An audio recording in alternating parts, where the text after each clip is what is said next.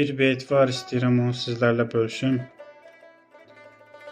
Beyt belədir ki, Kəbə yüzlüm, yıxdı hicrim mərvə qəddim, ağladım, qarə xallım, dağlı könlüm vəslidə tapdı səfa. Beytin zahiri mənası bundan ibarətdir ki, Kəbə yüzlüm, sənin hicrin mənim mərvə kimi qəddimi yıxdı, mən də ağladım, qara xallım, mənim dağlı könlüm sənin vəslində səfa tapdı. Burada bir-iki sözlər var ki, diqqət çəkir. Kəbə yüzlüm, qarə xallım, mərvə və səfa sözləri. Yəqin ki, biraz məna aydın olar. Kəbə yüzlüm klassik ədəbiyyatda çox işlədilir. Kəbəni yarın üzünə bənzədirlər. Daha sonra qarə xallım, qara xal Həcərül Əsvədə işarədir. Yəni Kəbənin üzərində olan qara daş ki var, o yarın xalın ona bənzədirlər. Və burada mərvə və səfa sözləri var. Mərvə qəddə bənzədilir, aşiqin qəddinə. Səfa isə səfa tapmaq ifadəsində işarə olunur. Daha sonra burada bir işarə var. Mərvə və səfa sözləri ki var beytdə. Həmin sözlərin arasında çox gözəldir ki, 7 söz işlənilib. Qədd, ağlamaq, qara xallı, dağlı, könül, vəsl, bir də tapmaq sözü işlənilib. Bunlar da 7 dənə sözdən ibarətdir. Mərvə və Səfa dağlarının arasında ki, Kəbəni ziyarət edənlər 7 dəfə səy eləyərlər. Bu da çox gözəl şəkildə ona bir işarədir ki, Mərvə və Səfanın arasında 7 söz işlənilib.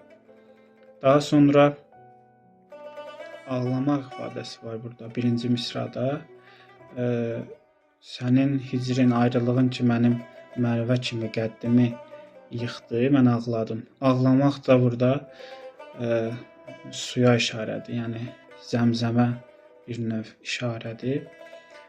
Dağlı könlümdə, yəni dağlanmış könlüm ifadəsi var burada.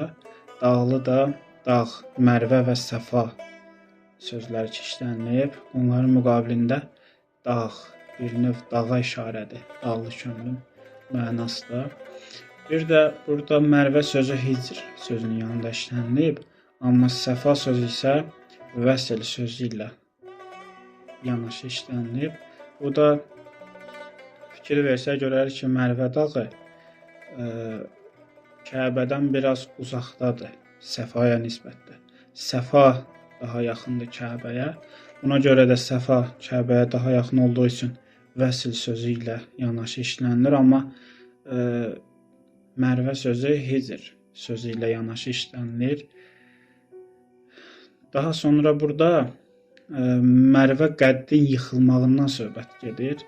Fikir versək, Mərvə dağına indiki təpəciyinə, daha doğrusu təpə olublar da, Mərvə və Səfa. Dağ ifadəsi də işlənilir, təpədə. Mərvə qəddin yıxılmağından söhbət gedir. Mərvə hal-hazırda bizim gördüyümüz Mərvə kiçik bir hissəsi qalıb Mərvənin.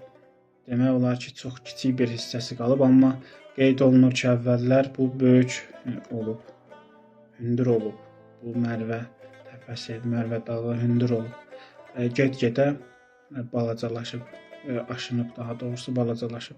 Və bu da aşiqin qəddinin də hicrdə get-gedə kiçilməyinə, yıxılmağına işarət olaraq Mərvə qədd kimi ifadə olunub burada.